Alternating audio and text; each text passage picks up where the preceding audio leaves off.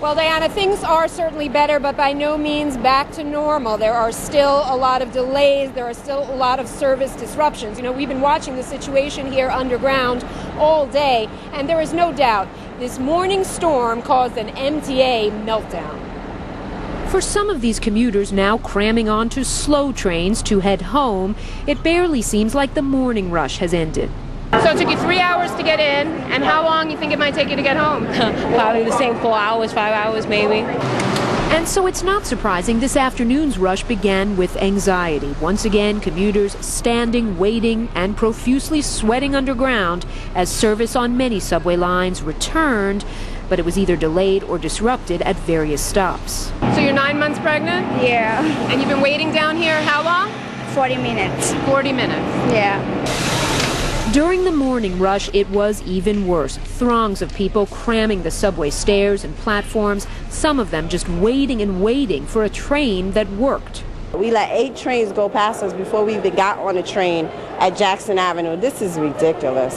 Others just thought they'd fare better above ground, where taxi lines were unbearable, traffic at a standstill, and the sweltering walk to work was certainly unforgettable. How long were you walking? An hour and 15 minutes. You figure it's about 100 degrees out. At least. I saw car accidents. I saw some guy puking into a garbage can.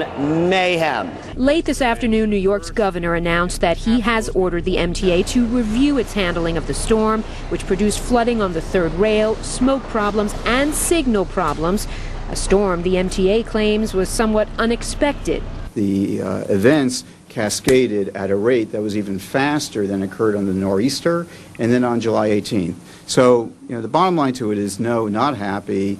The report that we're going to be doing is going to be looking specifically to see how we might be able to do better. It is what most New Yorkers are hoping, especially as the city's infrastructure faces an increasing strain. Mr. Bloomberg's 30-year plan is now. We're in trouble. Now keep in mind, this is all coming on the heels of that major steam pipe explosion, so a lot of New Yorkers are just wondering how much more the infrastructure can take. Also keep in mind, the MTA recently saying it may have to consider a fare hike. Today, commuters were just saying they'd like some service in return. And we're going to have a lot more in live reports throughout the newscast on the evening rush coming up. For now, we're live at Times Square. I'm Stacey Sager, Channel 7 Eyewitness News. It is tough going. Stacey, thank you. Again, here are some of the hardest hit lines. Queens and Brooklyn residents will likely have the worst commute home because several lines are not running. That's the E, F, R, and V lines.